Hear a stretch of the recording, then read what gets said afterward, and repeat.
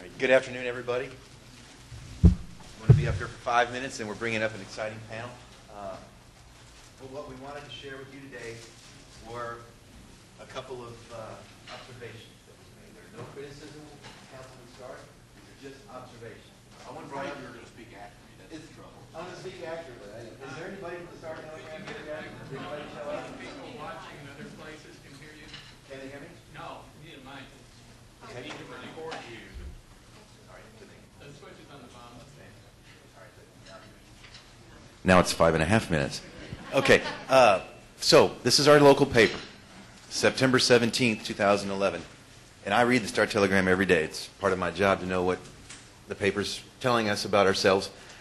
Now, this is the green work and money section. This is the headline, September 17th, 2011. Texas records net loss of jobs in August. And one thing we know is that Texas is the second largest state in the United States in terms of population, with over 25 million people. And that we're growing at the rate of 1,200 people a day. 1,200 people a day come to the state of Texas. What this tells us is that a year ago, a year to date, from July to July, Texas lost 1,400 jobs. So we record a net loss of jobs in August. But now this is the Fort Worth paper. What it doesn't tell us, what it doesn't say in the headline is that, I guess there's not a laser pointer here. There is on the top. What this doesn't tell us is that Fort Worth, Arlington, and this is a Fort Worth paper, was up 859,000 employees from 844, which is 15 or 14,000 or so. So the headline doesn't say Fort Worth, Arlington increases jobs 15,000. It says the state records a net loss of what turns out to be 1,400 jobs. What I'm telling you that is because the public relations battle is so important when you're out there recruiting companies to come to town, and when you're talking to companies that are here, what the climate is like here. The climate is great here compared to the rest of the country, but this article isn't telling us that. Another observation, this was September 28th, 2011. This is the headline of the main section, Arlington City Manager resigns. And for those of you that were following this, a couple of days prior, had some stories about the city manager of Arlington in a little trouble. So that was the headline. This was the money section headline the day before, September 27th, Lockheed cut 670 Fort Worth workers. Bad if you're one of those 670 workers, but for those of us who know what goes on at Lockheed, it's a cyclical employer, and most of those 670 employees will probably be hired back next year.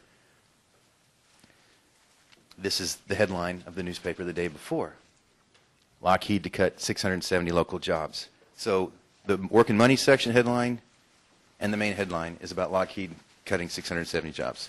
So all that being said, I come to this slide right here, September 28th, the day after, Alcon to expand local workforce by 750, and it's really 800. Doesn't merit the headline of the main paper. The Arlington City Manager resigning merits the head.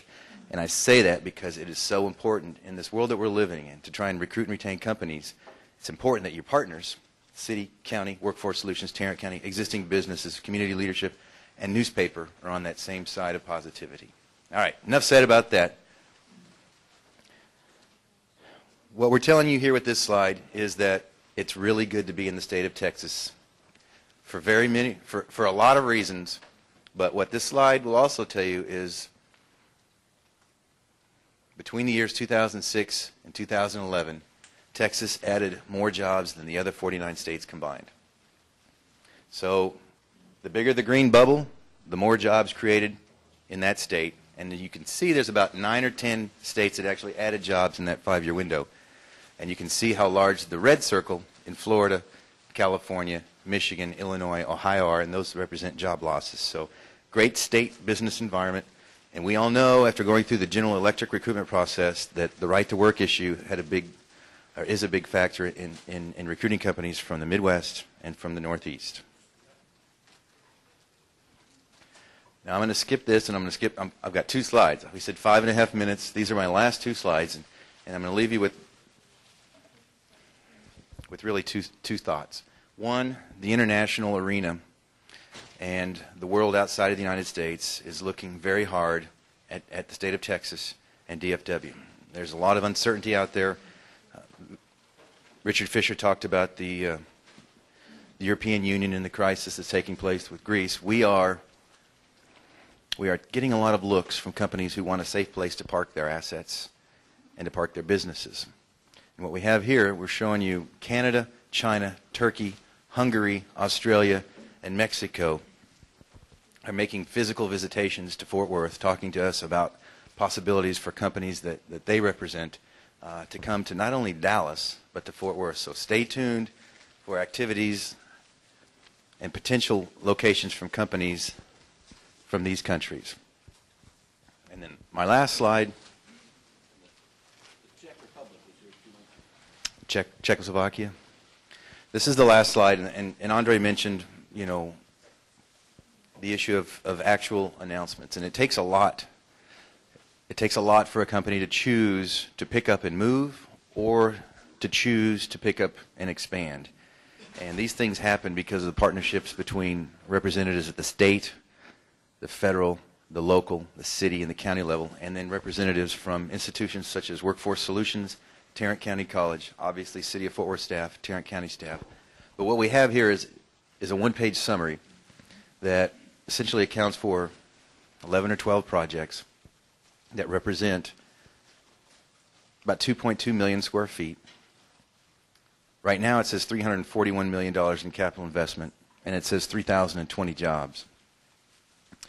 This time next month, that $341 million capital investment will read somewhere around $560 million in capital investment, and it'll read somewhere around 2.5 million square feet of space affected by these projects.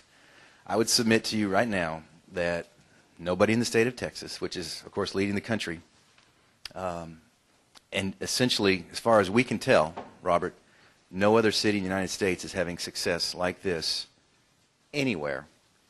And it's not any one single consideration. It's really the culmination of plans that were put into effect 20 and 30 years ago. It's committed leaders at the local, the state, and the federal level who are here when the companies come, and the leadership, such as Councilman Scarth, such as Mayor Moncrief and Mayor Price, who meet with these companies and commit to certain obligations and certain promises that impress these companies that once they get here, they're not going to be forgotten. They're going to be taken care of. And most recently, the best example of how pleased a recent announcement was with us is GE Transportation.